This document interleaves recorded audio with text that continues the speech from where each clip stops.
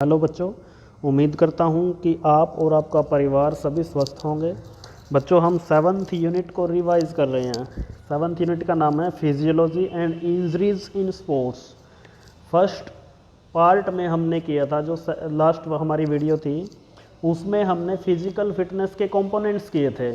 Physical fitness के components कौन से हैं? आप स्क्रीन पर देख पा रहे होंगे। नंबर 1 स्ट्रेंथ, स्पीड और एंड्योरेंस, और फोर्थ नंबर पे आपकी स्क्रीन पे दिया है स्पीड दिया था। इसको कट करके आपने फ्लेक्सिबिलिटी करना है। यहाँ पे फ्लेक्सिबिलिटी आएगा, स्पीड ऊपर दे चुके हैं। और 2 कंपोनेंट मैंने आपको अलग से बताए थे, बॉडी कंपोजिशन, और एक लास्ट में है कार्डियोवैस्कुलर एंड्योरेंस। ये एंड्योरेंस से मिलता ही है। एंड्योरेंस और कार्डियोवैस्कुलर एंड्योरेंस, इसको आप कुछ भी लिख सकते हो। कार्डियो वर्ड है सिर्फ हार्ट के लिए, एंड्योरेंस में पूरी बॉडी आ जाती है, इसलिए उसको कई जगह पे जो इंटरनेशनल बुक्स हैं उसमें अलग से कंपोनेंट रखते हैं। तो आज हम करेंगे physiological factors determining components of physical fitness. जो हमने फिजिकल फिटनेस के कंपोनेंट्स किए थे, इनको डिटरमाइंड करने वाले, यानी कि इनको निर्धारित करने वाले, इनको अफेक्ट करने वाले फैक्टर्स करने। और फैक्टर्स कौन से? Physiological factors. और फिजियोलॉजी वर्ड्स बच्चों फंक्शनिंग के लिए होता है। कहीं भी हमारी एनाटॉमी एंड फिजियोलॉजी में कोई फिजियोलॉजी वर्ड आ जाए तो इसका मतलब वो किसी भी ऑर्गन की, किसी बॉडी पार्ट्स की फंक्शनिंग से रिलेटेड है। तो फंक्शनिंग से रिलेटेड कौन से ऐसे फैक्टर्स हैं जो फिजिकल फिटनेस के कंपोनेंट्स को अफेक्ट करते हैं, उनको प्रभावित करते हैं? जो फर्स्ट फैक्टर है, कंपोनेंट्स है स्ट्रेंथ। और स्ट्रेंथ का जो फर्स्ट फैक्टर है साइज ऑफ मसल। आपने कभी देखा होगा जो बड़े बड़े शरीर वाले रेसलर होते हैं या जो थ्रोवर होते हैं, आपने कभी शॉट पुट फेंकते हुए खिलाड़ी को देखा होगा, या जेवलिन थ्रो करते हैं, तो डिस्कस थ्रो करते हैं, तो आपने देखा होगा कि उन खिलाड़ियों का जो शरीर का साइज़ होता है वो लगभग, उनकी हाइट होती है 6 फीट प्लस, 6 फीट, 6.5 फीट। तो उनकी बॉडी में स्ट्रेंथ ज़्यादा होती है, यानी कि जिनके मसल बड़े होंगे तो उनकी बॉडी में स्ट्रेंथ भी ज़्यादा होगी। तो जो मसल का साइज़ है उससे स्ट्रेंथ पॉजिटिव रिलेशन है, इनका डायरेक्टली प्रोपोर्शनल है साइज़ के स्ट्रेंथ का। तो जिसकी बॉडी का साइज़ बड़ा होगा उसकी बॉडी के अंदर स्ट्रेंथ ज़्यादा होगी, उसके मसल स्ट्रेंथ को ज़्यादा प्रोड्यूस कर पाएंगे। नंबर सेकंड टॉपिक है, सेकंड पॉइंट है morphology of the muscle. Morphology का मतलब है कि आपके मसल्स की आपको नॉलेज होनी चाहिए, उनकी बनावट कैसी है, उनकी रचना कैसी है, सारा कुछ आपको पता होना चाहिए। वो सर्कुलर मसल है, फ्यूजिफॉर्म है, पेनिफॉर्म है। तो मसल की शेप, जो उनका साइज़ है, उनकी शेप है, उनकी पूरी रचना है, बनावट है, उसके हिसाब से भी स्ट्रेंथ अफेक्ट होती है। जैसे सर्कुलर मसल है, हमारे होठ के अंदर है, इसमें कम स्ट्रेंथ होती है। तो कई स्मूथ मसल होते हैं, कई कार्डियक मसल होते हैं। कार्डियक मसल ओनली हार्ट के अंदर होता है, हार्ट को कार्डी बोलते हैं। Cardi word stands for heart. और जहाँ पे आपको पल्मो वर्ड दिखे, pulmo word stand for lungs. जो पल्मो वर्ड है वो लंग्स को डिनोट करता है। लंग्स के लिए पल्मो यूज़ किया जाता है, किडनी के लिए रेनल यूज़ किया जाता है। कहीं पे भी आपको ये वर्ड मिले तो आप समझना ये किस पार्ट के लिए। तो जो कार्डियक मसल हैं वो हार्ट के मसल हैं। कुछ वॉलंटरी मसल होते हैं, कुछ इनवॉलंटरी मसल होते हैं। जो वॉलंटरी मसल होते हैं उनको आप अपनी इच्छा से कार्य में ले सकते हैं, इच्छा से आप उनकी फंक्शनिंग निर्धारित कर सकते हैं। जैसे बाइसेप्स मसल है बाजू के आपके, या ऑल ओवर, इनका नाम बोल रहे हैं स्केलेटल मसल हैं, जो हड्डियों के ऊपर होते हैं, स्केलेटल मसल या स्केलेटन मसल। तो ये सारे के सारे, मोस्टली सारे, एक दो को छोड़ के जो हमारी रिब्स के साथ अटैच होते हैं, बाकी सारे ऑलमोस्ट मसल वॉलंटरी होते हैं, यानी कि आप अपनी इच्छा से इनको मूव कर सकते हैं। आपको हैंड रेज करना हो तो जो मसल इसमें यूज़ होते हैं वो आपकी वॉलंटरी से चलते हैं, आपकी इच्छा से चलते हैं। और कुछ मसल इनवॉलंटरी होते हैं जिनके ऊपर आपकी इच्छा काम नहीं करती। जैसे आपने खाना खाया, जो आपके इंटरनल ऑर्गन के मसल है स्मूथ मसल उनको बोलते हैं स्मूथ मसल। कार्डियक मसल से अलग, हार्ट के मसल से अलग, जितने भी आपके इंटरनल ऑर्गन के मसल हैं वो सारे स्मूथ मसल हैं। वो इनवॉलंटरी हैं, आपकी इच्छा के ऊपर डिपेंड नहीं है। यानी कि आप सांस लेते हो, सोते टाइम भी लेते हो, आपका माइंड सबकॉन्शियस उसमें चला जाता है स्टेज में, कॉन्शियस से सबकॉन्शियस में चला जाता है, तो भी वो मसल वर्क करते रहते हैं। उनको ज़रूरत नहीं है आपकी इच्छा की, आपके माइंड के कमांड की ज़रूरत नहीं है। वो अलग से ग्लैंड्स हैं जो जिनके हार्मोन उनको संचालित करते हैं, उनको रेगुलेट करते हैं कंटिन्यू। तो जैसे आपका हार्ट मसल है, आप सो जाते हो तो आपका हार्ट काम करता रहता है, 24 आवर्स काम करता रहता है। इसके अंदर जो सेल होती है ऐसे नोड सेल, फर्स्ट टाइम वहाँ से इलेक्ट्रिकल चार्ज बनता है, जिसके बाद हार्ट बीट करता ही रहता है उसके बाद कंटिन्यू। ये सारा का सारा सोडियम और पोटेशियम के ऊपर डिपेंड करता है। सोडियम का इलेक्ट्रिकल चार्ज कितना है, पोटेशियम का कितना है, ये सेल के अंदर मैच होते हैं या मिसमैच होते हैं, नेगेटिव पॉजिटिव जब इनका रिलेशन बनता है वहाँ से बीट शुरू हो जाती है। तो आपकी जो मसल्स की मॉर्फोलॉजी है उसके ऊपर आपकी स्ट्रेंथ डिपेंड करती है। और एक इसके अंदर एक ख़ास बात ये भी है कि किसी की बॉडी में अगर फास्ट ट्विच मसल फाइबर ज़्यादा हैं, दो प्रकार के मसल इसमें अलग से है ट्विच के हिसाब से, कॉन्ट्रैक्शन के हिसाब से। कॉन्ट्रैक्ट का मतलब सिकुड़ना, मसल को जब आप कॉन्ट्रैक्ट करते हो, सिकोड़ते हो, फिर दोबारा से उसको रिलैक्स करते हो। जैसे आपने बाजू को ऊपर उठाया, फोर आर्म को आर्म के पास लेके गए, तो वो आपने बाइसेप्स मसल को कॉन्ट्रैक्ट किया। और इसके विपरीत आपने ट्राइसेप्स मसल को रिलैक्स किया। तो जो ये मसल की कॉन्ट्रैक्शन और रिलैक्सेशन है, ये डिपेंड करती है आपके मसल फाइबर के ऊपर कि किस टाइप के मसल फाइबर हैं। अगर आपके मसल फाइबर फास्ट ट्विच हैं तो आपका कॉन्ट्रैक्शन फास्ट होगा।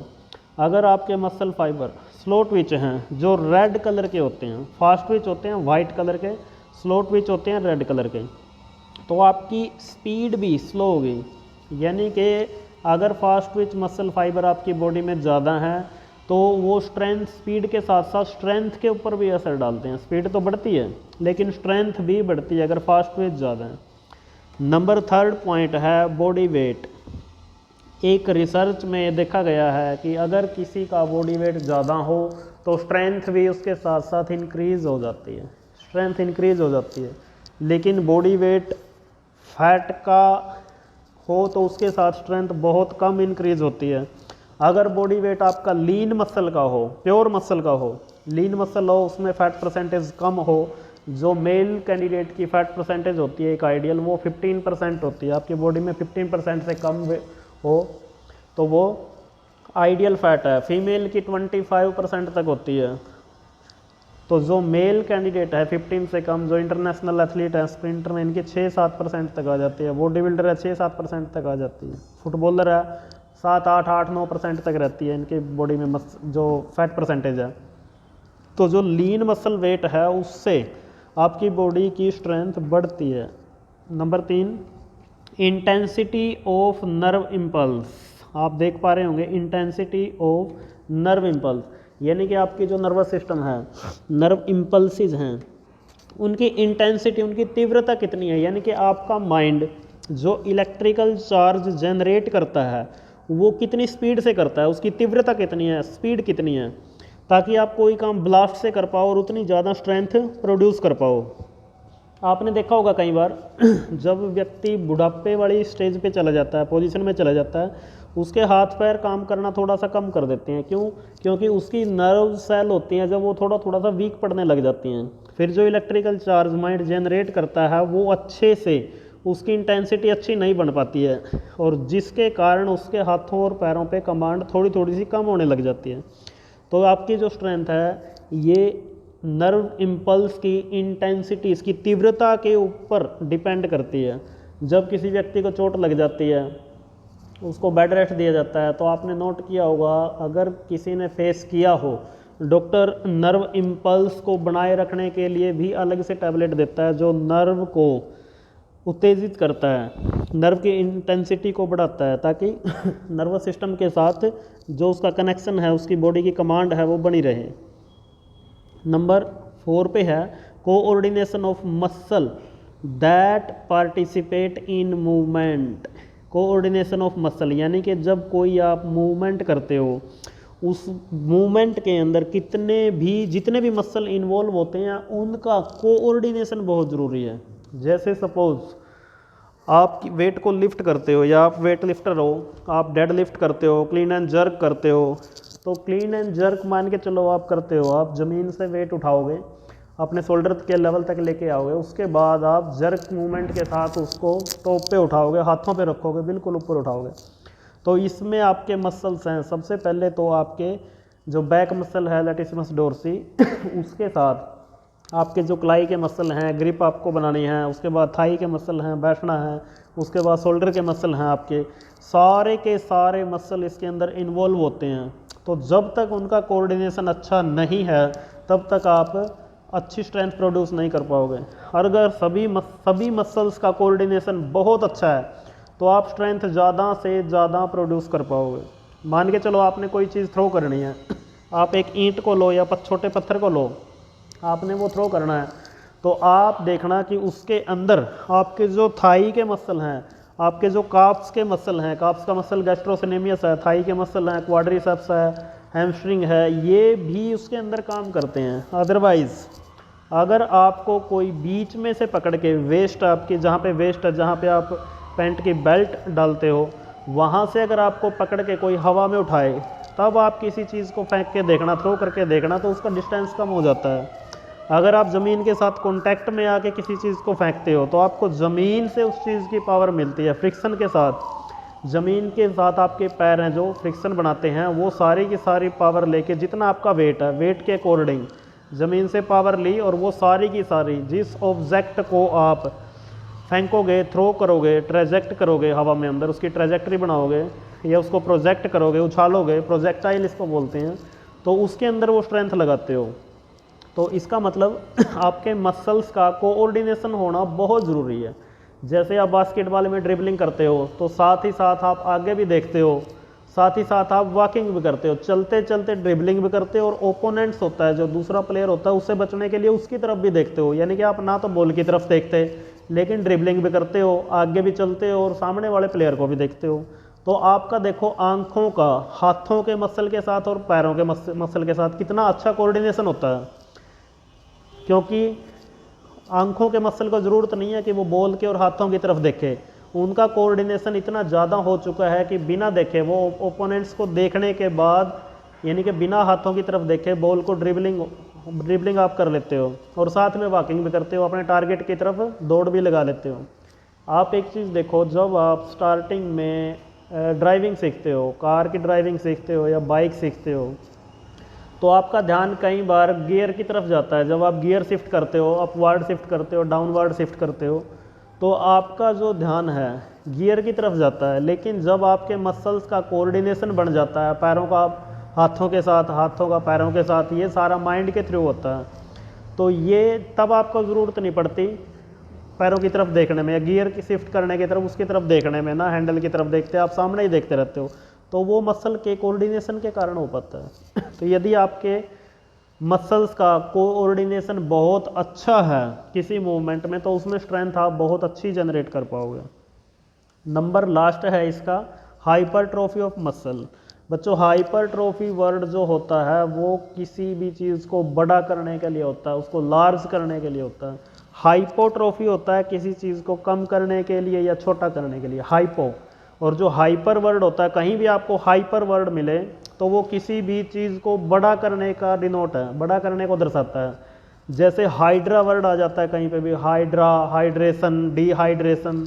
तो हाइड्रा जो वर्ड है वो वाटर के लिए है, वो पानी के लिए, नमी के लिए। तो ऐसे ही हाइपर जो वर्ड है, जैसे हाइपर टेंशन है, ब्लड प्रेशर बढ़ जाता है, तो हाइपर का मतलब है किसी भी चीज़ का ज़्यादा हो जाना, और हाइपो का मतलब है उसका कम हो जाना। तो हाइपरट्रोफी ऑफ मसल जब आप जिम करते हो तो आपने देखा होगा कि आपके बाइसेप्स के मसल बढ़ जाते हैं, थाई के बढ़ जाते हैं, आपके चेस्ट के मसल बढ़ जाते हैं। तो ये इसको हाइपरट्रोफी बोलते हैं, मसल की हाइपरट्रोफी होना। तो अगर आपके मसल का साइज़ बड़ा होगा, आर्म के मसल बड़े होंगे जैसे बॉडी बिल्डर्स के होते हैं, तो सीधी सी बात है कि उनकी स्ट्रेंथ भी ज़्यादा होगी, क्योंकि वो लीन मसल की जो अमाउंट है वो बढ़ जाता है, लीन मसल का साइज़ बढ़ जाता है, उनके अंदर फाइबर बढ़ जाते हैं, तो उससे स्ट्रेंथ इंक्रीज होती है। अब आते हैं नंबर सेकंड पे, स्पीड के लिए कौन से फिजियोलॉजिकल फैक्टर्स हैं फंक्शनिंग से रिलेटेड जो उसको अफेक्ट करते हैं। नंबर 1 है एक्सप्लोसिव पावर। एक्सप्लोसिव पावर बच्चों ब्लास्ट के साथ आती है, ब्लास्ट के साथ। और जहाँ पे पावर वर्ड आता है वहाँ पे स्ट्रेंथ प्लस में टाइम, यानी कि स्ट्रेंथ के साथ टाइम या स्ट्रेंथ अपॉन टाइम, कितने कम से कम टाइम के अंदर उसने स्ट्रेंथ को लगाया।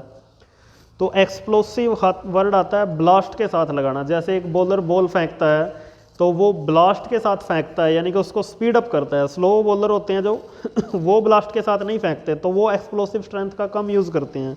लेकिन जो फास्ट बॉलर होते हैं वो बॉल के पीछे पूरी ताकत लगाते हैं, तो वो एक्सप्लोसिव पावर का यूज़ करते हैं। या जब आप जैवलिन थ्रो करते हो, डिस्कस थ्रो करते हो, कोई भी चीज़ आप थ्रो करते हो पूरे जोर लगा के, तो उसके पीछे आप एक्सप्लोसिव पावर लगाते हैं। एक्सप्लोसिव पावर मतलब ब्लास्ट के साथ पावर, एक साथ बहुत ज़्यादा पावर, एक झटके के साथ पावर लगाना, इसको एक्सप्लोसिव पावर बोलते हैं।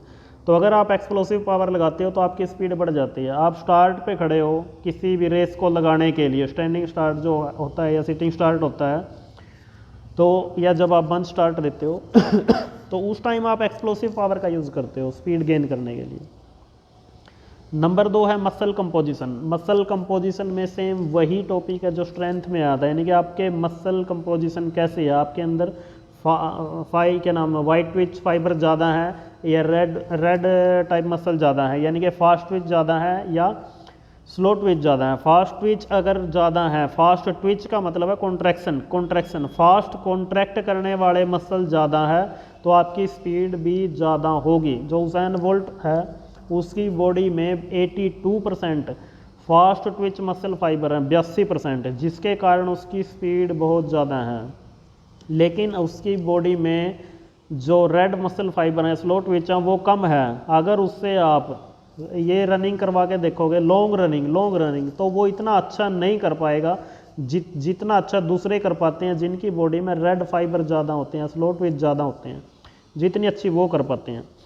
नंबर 3 है इलास्टिसिटी एंड रिलैक्सिंग। बच्चों इलास्टिसिटी का मतलब होता है किसी भी चीज़ को रिकॉयल करना, यानी कि उसको एक्सटेंड करना और दोबारा से वो अपनी शेप कितनी फास्ट ले लेता है, कितनी एबिलिटी के साथ अपनी शेप में आ जाता है, उसको इलास्टिसिटी बोलते हैं। रिलैक्सिंग होती है किसी चीज़ को इंक्रीज़ करना, रिलैक्स करना आप बोल सकते हो। एक एग्जांपल के साथ समझो जब आप बाजू को आगे की तरफ मोड़ते हो, यानी कि जब आप बाइसेप्स दिखाते हो, जिसको देसी भाषा में डोले बोल देते हैं, या जब कोई बॉडी बिल्डर अपना डोला दिखाता है तो आपने देखा होगा उसका बाइसेप्स मसल है जो आगे से उठ जाता है, बाजू का फ्रंट साइड का मसल वहाँ पे गोल गोल बन जाता है, जिसको डोले बोलते हैं, वो उठ जाता है, वो बाइसेप्स मसल। लेकिन उसके अपोजिट जो बाजू का पीछे वाला मसल है, जिसको ट्राइसेप्स बोलते हैं, वो रिलैक्स करता है, वो बढ़ जाता है, यानी कि उसमें खिंचाव आता है। और जो फ्रंट वाला है एगोनिस्ट मसल है, उसमें कॉन्ट्रैक्शन आता है। पीछे वाले जो एंटोगोनिस्ट मसल है ट्राइसेप्स, उसमें रिलैक्सिंग आती है, वो रिलैक्स करता है। तो इसको जिस भी बॉडी के अंदर इलास्टिसिटी या रिलैक्सिंग ज़्यादा होगी उसकी स्पीड बहुत ज़्यादा होगी। इलास्टिसिटी का मतलब है मसल एक बार स्ट्रेच किया और दोबारा से कितने कम टाइम के अंदर अपनी पोजीशन में आ जाता है, फिर स्ट्रेच किया फिर अपनी पोजीशन में आ जाता है, इसको इलास्टिसिटी बोलते हैं। नंबर 4 है capacity of muscle, elasticity and relaxing capacity of muscle, ये इसी के साथ है। नंबर 5 है mobility of nerve system. Number 4 mobility of nerve system, same वही टॉपिक है जैसा इससे पहले था, जिसमें था इंटेंसिटी ऑफ नर्व इम्पल्स, ये है mobility of nerve system. Mobility का मतलब भी चलायमान होता है, चलते फिरते कोई भी चीज़ हो उसको मोबिलिटी बोलते हैं, यानी कि आपका नर्वस सिस्टम कितना अच्छे से काम करता है, कितना अच्छे से उसका रेगुलेशन आपकी बॉडी कर पाती है, उसके ऊपर भी आपकी स्पीड डिपेंड करती है। एक साथ ही जो फर्स्ट टॉपिक है, फर्स्ट पॉइंट आपका एक्सप्लोसिव पावर को लगाने के लिए आपको नर्व्स की इंटेंसिटी की ज़रूरत पड़ेगी।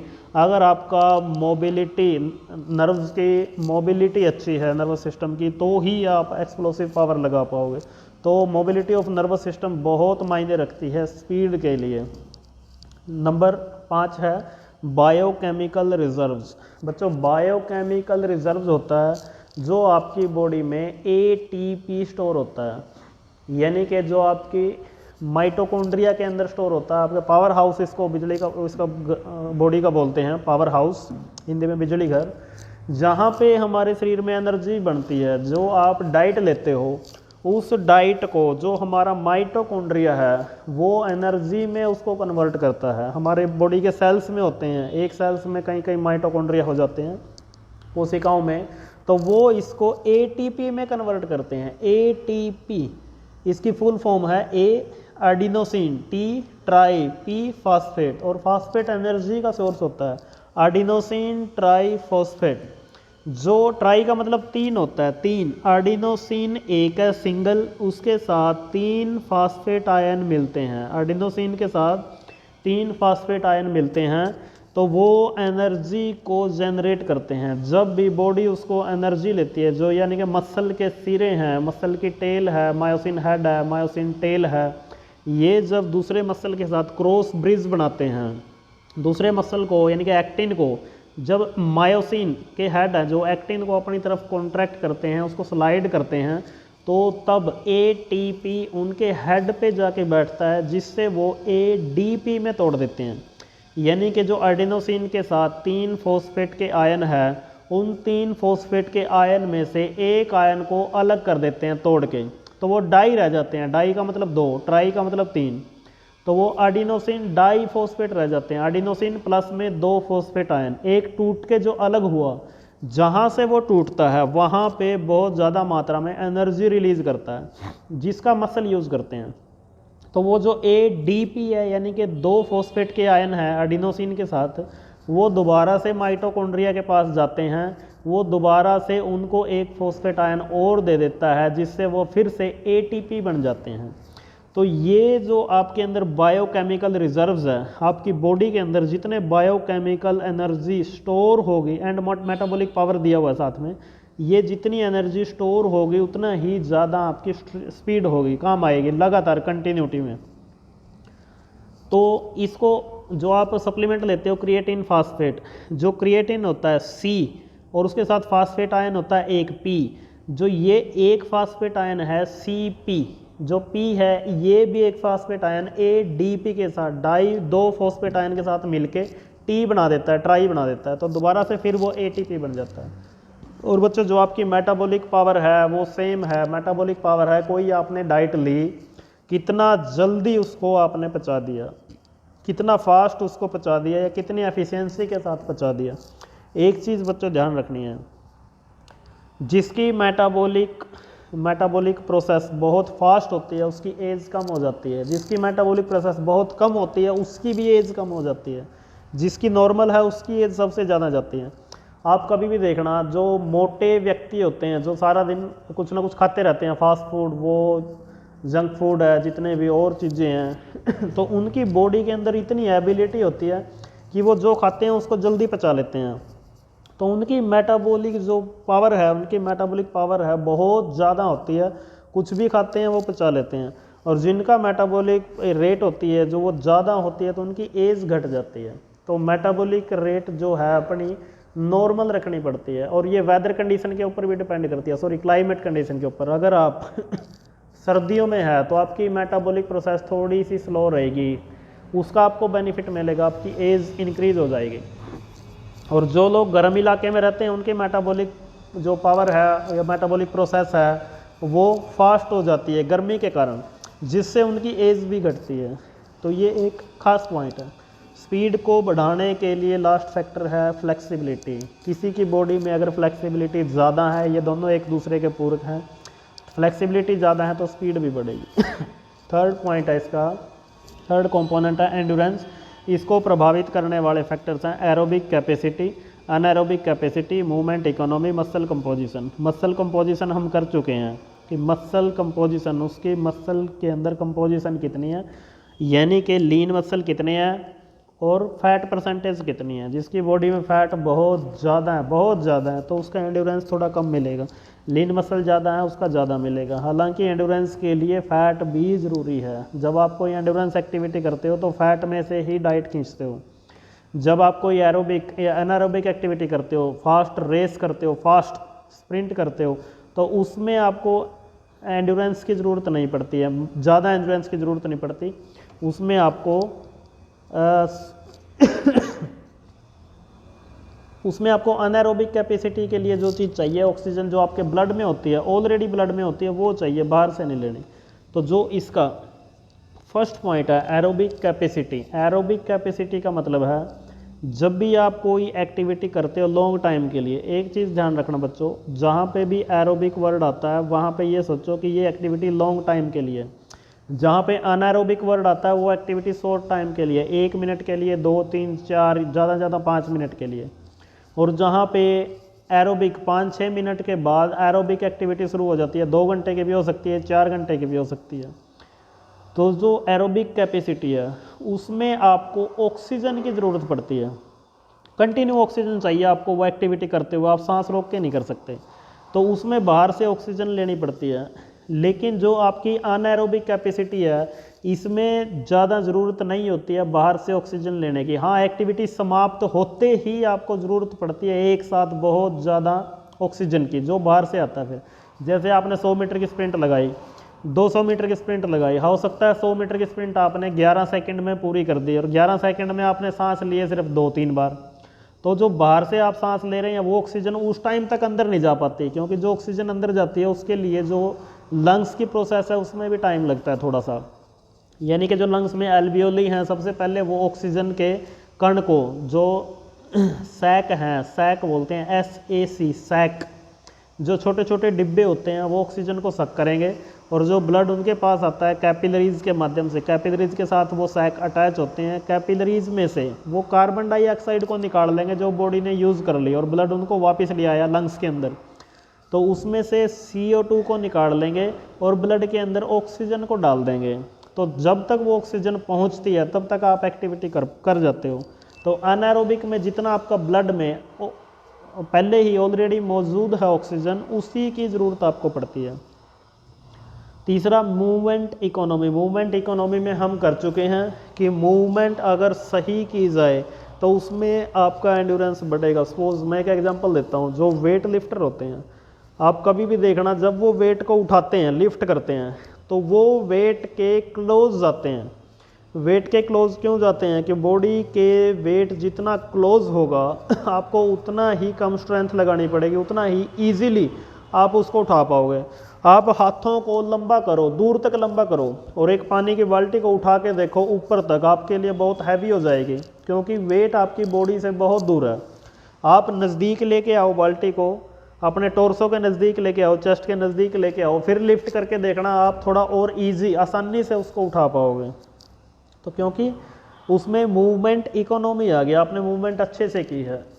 या जो लिफ्टर हैं उनके लिए हर एक मूवमेंट का, ग्रिप कैसे करनी है, बाजुओं को ऊपर कैसे लेके जाना है, किस एंगल से लेके जाना है, ये सारी मूवमेंट इकोनॉमी है। सपोज एक बॉलर है, जब वो बॉल फेंकता है, अगर वो अपने पहले अप्रोच रन, अगर वो अपनी अप्रोच रन सही ना रखे तो वो बॉल के अंदर वो स्पीड नहीं दे पाएगा। सबसे पहले अप्रोच रन उसके लिए ज़रूरी है कि उसके स्टांस सही जगह पे पड़े, जाके फाउल ना दे वो, या नो बॉल ना दे।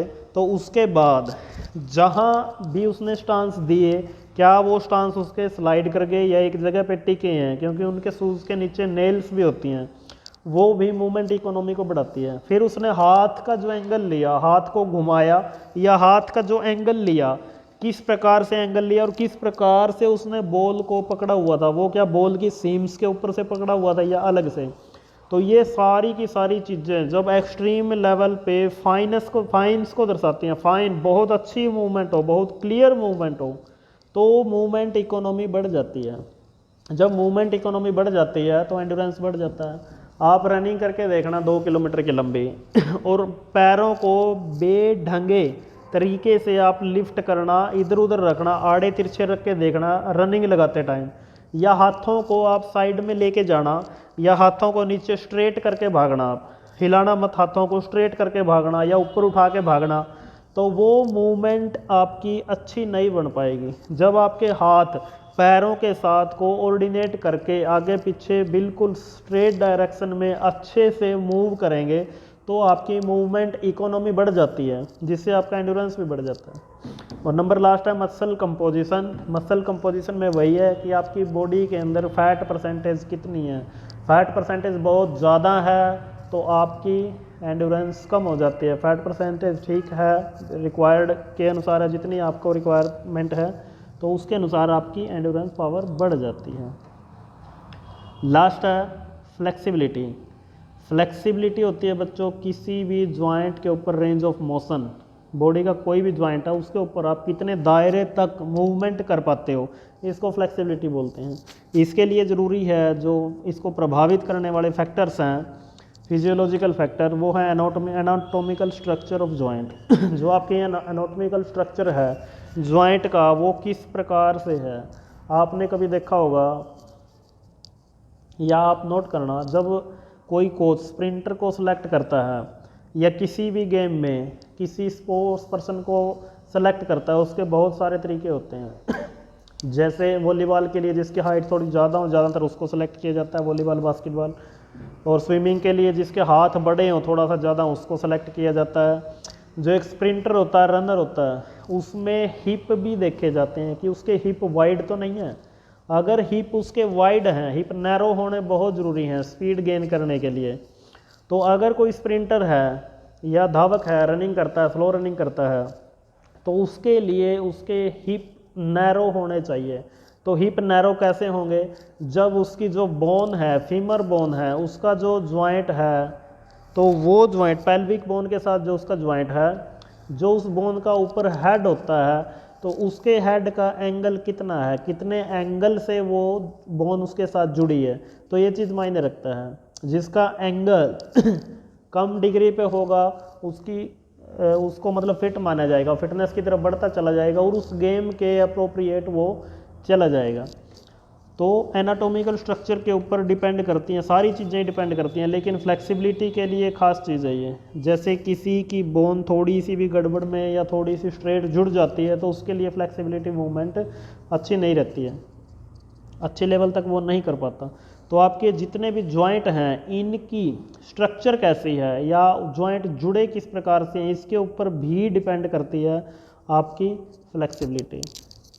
नंबर 2 है एज एंड सेक्स। बच्चों एज और सेक्स, सेक्स का मतलब जेंडर, फीमेल है या मेल है, और एज कितनी है। एज एक प्रॉपर एज होती है, जैसे जैसे आपकी एज बढ़ती जाती है थोड़ी फ्लेक्सिबिलिटी भी कम होती जाती है। एक बच्चा है उसकी बोन को कच्ची बोलते हैं, कच्ची बोन है, यानी कि बोन की ओसिफिकेशन प्रॉपर नहीं जब तक होती है, जब तक वो 11, 12, 13 साल का नहीं होता है।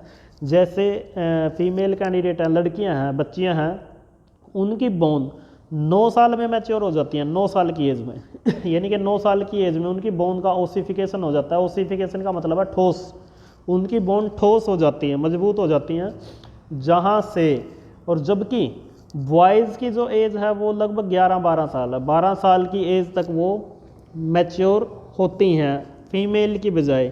इसलिए जो फीमेल कैंडिडेट हैं, जो लड़कियां हैं, वो आपको 13-14 साल की एज में बड़ी दिखने लगेंगी बॉयज़ से, उनसे मैच्योर दिखने लगेंगी।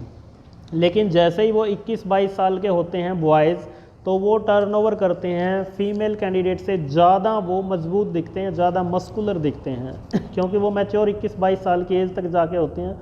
उनकी बॉडी की बहुत सारे हार्मोन्स होते हैं, बोन की ओसिफिकेशंस होती हैं जो निर्धारित करती हैं कि उनकी फिजियोलॉजी या उनकी एनाटॉमिकल स्ट्रक्चर, उनकी बनावट कैसे चलेगी, उनके हार्मोन्स कैसे रिलीज होंगे, ये सब चीज़ें उसके ऊपर डिपेंड करती है। तो जो एज होती है फ्लेक्सिबिलिटी के लिए, जो बच्चा होता है सबसे आइडियल एज होती है, उसके बाद प्रैक्टिस काम करती है। जैसे जैसे बुढ़ापा आता जाता है तो उसकी फ्लेक्सिबिलिटी कम होती जाती है जेंडर, फीमेल में फ्लेक्सिबिलिटी ज़्यादा होती हैं। जो फीमेल कैंडिडेट हैं उनकी जो एनाटॉमिकल स्ट्रक्चर है उसमें फ्लेक्सिबिलिटी ज़्यादा होती है, उनके मसल भी फ्लेक्सिबल होते हैं, थोड़ा फैट की वजह से भी फीमेल में थोड़ी फैट परसेंटेज ज़्यादा होती है, लेकिन फैट परसेंटेज एक्सेस मात्रा में ना हो, आइडियल फैट परसेंटेज हो। जैसे फीमेल कैंडिडेट स्विम बहुत अच्छे से करता है, बॉयज़ की बजाय फीमेल की स्विमिंग ज़्यादा अच्छी होती हैं। सेम अगर सारे बाकी सारे कंपोनेंट सेम हो, सब कुछ सेम हो, हाइट भी, वेट भी, सब कुछ सेम हो, फिर अगर चेक करें तो फीमेल कैंडिडेट की स्विमिंग ज़्यादा अच्छी है। ये क्यों है? क्योंकि उसकी बॉडी में फ़ैट परसेंटेज ज़्यादा है, और फैट की जो सेंटर ऑफ ग्रेविटी है या डेंसिटी है वो 0.8 है, वाटर की 1 है, 0.8 फैट की है, और फैट से जितनी कम होगी जिसकी स्पेसिफिक ग्रेविटी, वो चीज़ पानी के ऊपर तैरेगी। और जो मसल की स्पेसिफिक ग्रेविटी है या डेंसिटी है वो लगभग 1.5 है, यानी कि पानी से हमारे मसल 1.5 गुना ज़्यादा भारी हैं, वो डूब जाएंगे। और बोन की 1.8 से 2.5 तक है, 2 से 2.5 गुना ज़्यादा हैवी हैं, 1.25 से या 2 से, तो बोन पानी के अंदर इजीली डूब जाएगी। फीमेल कैंडिडेट के अंदर फैट ज़्यादा है, फैट पानी के ऊपर फ्लो करता है, तैरता है, उसकी स्पेसिफिक ग्रेविटी पानी से कम है, तो ये ज़्यादा लॉन्ग टाइम तक ज़्यादा अच्छे से तैर पाएंगी, वो ज़्यादा अच्छे स्विमर होते हैं, इसलिए माना जाता है। ये साइंस बोलती है बच्चों, साइंस के हिसाब से ही हर चीज़ देखी जाती है, ऐसे बिना उसके या अनुभव में जो चीज़ें आती हैं फिर साइंस उसको परखती है, साइंस उसको फैक्ट बेस पे लेके आती है कि ऐसा है तो ऐसा क्यों है, उसके पीछे रीज़न फाइंड आउट करती है कि अगर फीमेल अच्छी स्विमर है तो क्यों है, क्योंकि उनकी बॉडी में फैट परसेंटेज थोड़ी सी ज़्यादा होती है। इसके बाद है मसल स्ट्रेंथ, मसल के अंदर स्ट्रेंथ ज़्यादा होगी तो फ्लेक्सिबिलिटी, स्ट्रेंथ का, स्पीड का, फ्लेक्सिबिलिटी का, इनका पॉजिटिव कॉम्बिनेशन है। स्ट्रेंथ ज़्यादा होगी तो फ्लेक्सिबिलिटी बढ़ेगी, लेकिन एक्सेस मात्रा में, सिर्फ ये स्ट्रेंथ की बात है, मसल हाइपरट्रोफी की बात नहीं है। अगर मसल की हाइपरट्रोफी ज़्यादा है तो उससे फ्लेक्सिबिलिटी घट जाती है, घट भी जाती है। जैसे बॉडी बिल्डर्स हैं, इनके अंदर स्ट्रेंथ ज़्यादा होती हैं पर उनके मसल का साइज भी बड़ा हो जाता है, यानी कि 2 पर्सन हैं, आप ऐसे 2 व्यक्ति लो कि जिनका वेट बराबर है, मसल का साइज बराबर है, लेकिन एक के मसल के अंदर फैट परसेंटेज ज़्यादा है, एक के मसल्स के अंदर लीन मसल ज़्यादा है, तो जो लीन मसल वाला कैंडिडेट है उसकी फ्लेक्सिबिलिटी आपको ज़्यादा मिलेगी। नंबर 4 पे है स्ट्रेचेबिलिटी ऑफ मसल, सेम चीज़ है, स्ट्रेचेबिलिटी कितना आप उसको खींच पाते हो, कितना आप उसको एक्सटेंड कर पाते हो, स्ट्रेचेबिलिटी कितनी है, तो फ्लेक्सिबिलिटी उतनी ही ज़्यादा होगी। स्टेट ऑफ एन ऑर्गेनिज्म, इसमें है जो आपका 5th पॉइंट है, स्टेट एन ऑर्गेनिज्म, आपकी ऑर्गेनिज्म की स्टेट क्या है, उसकी अवस्था क्या है, इंटरनल एनवायरनमेंट से रिलेटेड है ये। इंटरनल एनवायरनमेंट जिसको होम्योस्टेसिस बोलते हैं, होम्योस्टेसिस, तो उसकी स्टेट क्या है, किसी भी लिविंग ऑर्गेनिज्म की इंटरनल एनवायरनमेंट कैसा है, उसके ऊपर डिपेंड है फ्लेक्सिबिलिटी। नंबर 5 इंजरीज, अगर किसी को इंजरीज है फ्लेक्सिबिलिटी कम हो जाती है, इंजरीज जब ठीक होती है तो फ्लेक्सिबिलिटी बढ़ने लग जाती है। नंबर 5 स्ट्रेचिंग मसल, सेम है, stretchability of muscle. Stretching muscle, जब मसल की आप इसको ये मान के चलो कि डेली कोई उसकी स्ट्रेचिंग करता है, डेली उसको ट्रेंड करता है, तो उसकी फ्लेक्सिबिलिटी बढ़ जाती है। नंबर 7 एनवायरनमेंट, अगर सर्दियों का मौसम है तो फ्लेक्सिबिलिटी कम हो जाती है क्योंकि मसल थोड़े रिजिड हो जाते हैं, उनमें प्रॉपर फ्लो नहीं हो पाता, प्रॉपर वो हीट अप नहीं हो पाते हैं। गर्मियों के मौसम में फ्लेक्सिबिलिटी थोड़ी बढ़ जाती है क्योंकि प्रॉपर वार्म अप होता है, प्रॉपर हीट अप बॉडी हो जाती है, उनका मसल फैल जाते हैं, तो एनवायरनमेंट के ऊपर भी डिपेंड करता है। नंबर लास्ट है एक्टिव एंड मोशनलेस लाइफस्टाइल, अगर आप एक्टिव हैं तो आपकी फ्लेक्सिबिलिटी बढ़ जाती है, अगर आप मोशनलेस हैं, अनएक्टिव हैं, तो आपकी एक्टिविटी घट जाती है, सॉरी फ्लेक्सिबिलिटी घट जाती है, अगर आपकी एक्टिविटी कम है, मोशनलेस लाइफस्टाइल है। तो ये बच्चों 4 कंपोनेंट आपकी बुक में दिए थे। एक आप कर सकते हैं बॉडी कंपोजिशन, इसमें सेम आएगी कि आपकी बॉडी में फैट परसेंटेज कितनी है, लीन मसल कितने हैं, और कंपोजिशन ब्लड कितना है, और सब कुछ चीज़ें इसके अंदर आ जाएंगी। कौन से मसल हैं, फास्ट विच हैं, स्लो विच हैं। इसको इफेक्ट करने वाले फैक्टर हैं जेंडर, एज, रेस। रेस से आप समझो ये नस्ल होती है, नस्ल। जैसे बिहार के लोगों को आप देखना, वो कितना भी खाएं लेकिन उनकी बॉडी ज़्यादातर लीन रहती है, ये रेस के ऊपर डिपेंड है कि उनके जीन्स कैसे हैं। हमारे यहाँ पे लोग थोड़ा ज़्यादा खाएं तो वो मोटापे का शिकार होने लगते हैं, लेकिन वो चावल भी खाते हैं, जबकि हमारे इधर मान्यता है कि चावल खाएंगे तो फूल जाते हैं, जबकि चावल क्विक एनर्जी देते हैं, क्विक एनर्जी के लिए चावल खाए जाते हैं। और अगर एक्सेस मात्रा में कार्बोहाइड्रेट भी बॉडी के अंदर चला जाए तो वो भी फैट में, ट्राइग्लिसराइड में कन्वर्ट हो जाता है, जिससे वो एडिपोज टिश्यू यानी कि जो फैट के टिश्यूज़ हैं अपनी बॉडी में, उस साइड पे जाके वो भर जाता है फैट। तो इसलिए मानते हैं कि चावल या आलू खाने से भी फैट बढ़ जाता है, क्योंकि फैट के अंदर ऐसी सेल होती हैं जो कार्बोहाइड्रेट या प्रोटीन को भी, अगर वो एक्सेस मात्रा में ली जाए तो उसको भी कन्वर्ट करने की क्षमता है फैट के अंदर, ट्राइग्लिसराइड करके उसको जमा कर देती है। इसके बाद है न्यूट्रिशन। न्यूट्रिशन वैल्यू के ऊपर भी डिपेंड करती है आपकी बॉडी कंपोजिशन, कैसा न्यूट्रिशन आप लेते हैं, कार्बोहाइड्रेट ज़्यादा लेते हैं आप, प्रोटीन ज़्यादा लेते हैं, फैट ज़्यादा लेते हैं, या इनके साथ साथ आप मिनरल्स और वाइटमिन्स भी लेते हैं, विटामिन्स भी लेते हैं। उसके बाद आपकी हार्मोनल स्टेटस, आपकी बॉडी किस प्रकार से हार्मोन रिलीज़ करती है, कितनी एफिशिएंसी है, ग्रोथ हार्मोन है, दूसरे जितने भी हार्मोन्स हैं आपकी बॉडी में, तो ये सारे के सारे हार्मोन्स किस प्रकार से आपकी बॉडी किस एफिशिएंसी के साथ रिलीज़ करती हैं जितनी ज़रूरत हो। कैल्सिटोनिन हार्मोन है आपका, ल्यूटेनाइजिंग है हार्मोन आपका, ACTH है आपका, ADH है, ये सारे के सारे जो हार्मोन है समय समय पे, तो ये इनके ऊपर डिपेंड करता है आपका बॉडी कंपोजिशन। लास्ट पे है आपका इलनेस यानी कि कोई लंबी बीमारी हो या आप किसी टाइप से बीमार रहते हो, किसी चीज़ से एलर्जी है, तो उसके ऊपर भी आपकी बॉडी कंपोजिशन डिपेंड करती है। और कार्डियोवास्कुलर एंड्योरेंस में आप 2 पॉइंट दे सकते हो, size of blood vessel, viscosity of blood. Size of blood vessel का मतलब है कि आपके ब्लड वेसल का जो अंदर से साइज है, खून की नलियों का साइज है, जो वाइडनेस है, चौड़ापन है, वो कितनी खुली है, यानी कि ब्लड उनके अंदर से कितना अच्छे से फ्लो कर पाता है, तो उससे आपका एंड्योरेंस बढ़ता है। कार्डियोवास्कुलर एंड्योरेंस भी उससे आपका एंड्योरेंस बढ़ता है। आपके हार्ट का साइज़ कितना है, हाइपरट्रोफी ऑफ हार्ट, यहाँ पे आप पॉइंट डाल सकते हो। हार्ट का साइज़ अगर बड़ा है तो आप बहुत अच्छे से एंड्योरेंस एक्टिविटी कर पाते हो। एक रेसलर था 1906 के आसपास की बात है, वो 6 ओलंपिक खेला था, मिलो नाम था उसका, मिलो। जब उसकी डेथ हुई तो डॉक्टर्स ने देखा कि उसके अंदर नॉर्मल व्यक्ति से 3 गुना ज़्यादा बड़ा हार्ट है। तो वहाँ पे पता लगा कि इसने इतनी प्रैक्टिस की थी, या जो इसका बॉडी का नेचुरल साइज़ था उसकी बॉडी में 3 गुना ज़्यादा बड़ा साइज़ का हार्ट था, जिसकी वजह से वो एक्टिविटी कर पाता था। यानी कि उसकी बॉडी को जितनी भी ऑक्सीजन की ज़रूरत थी, जितने न्यूट्रिएंट्स की ज़रूरत थी, जितने ब्लड की ज़रूरत थी, वो सारा का सारा उसका हार्ट बड़ी आसानी से रेगुलेट कर देता था।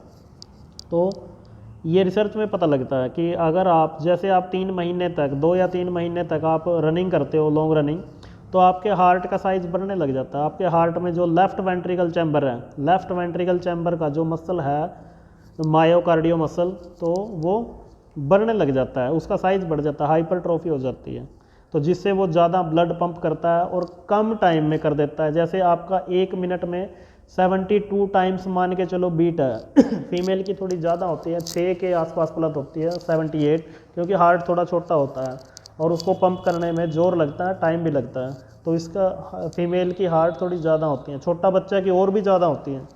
जब छोटा बच्चा होता है 1-2 महीने का, तो आप देखना उसकी 130-32 तक हार्ट बीट होती है नॉर्मल, क्योंकि उसका हार्ट बहुत छोटा होता है, बाद में डेवलप होता जाता है जैसे आपकी एज 20-21 साल के आसपास होती है। और अगर आप कंटिन्यू एक्सरसाइज शुरू करना कर देते हैं, तो अगर आपकी 72 हो तो 72 से वो 50 तक भी आ जाती है। यानी कि जितना आपका हार्ट 1 मिनट में 72 बार धड़कने से, 72 बार बीट करने से पहले काम करता था, अब वो 50 बार में ही उतना काम कर देगा, बल्कि उससे ज़्यादा ब्लड सप्लाई कर देगा 50 बार में ही, उसका साइज़ इतना बढ़ जाता है। लास्ट में है आपका विस्कोसिटी ऑफ ब्लड। विस्कोसिटी होती है गाढ़ापन। आपका खून अगर ज़्यादा गाढ़ा है तो वो अच्छे से सर्कुलेट नहीं हो पाएगा। गाढ़ा कब होता है? जब फैट ज़्यादा चला जाता है या कोलेस्ट्रॉल बढ़ जाता है, तो वो इतने अच्छे से फ्लो नहीं कर पाएगा। इसका मतलब जो ब्लड की विस्कोसिटी है वो आइडियल होनी चाहिए, थोड़ा पतला हो, लिक्विड ज़्यादा हो, तरल हो, जिससे वो हर एक आर्टरीज, कैपिलरीज या वेंस में से थ्रो कर पाए, वेंस में से जा कर पाए, ब्लो कर पाए।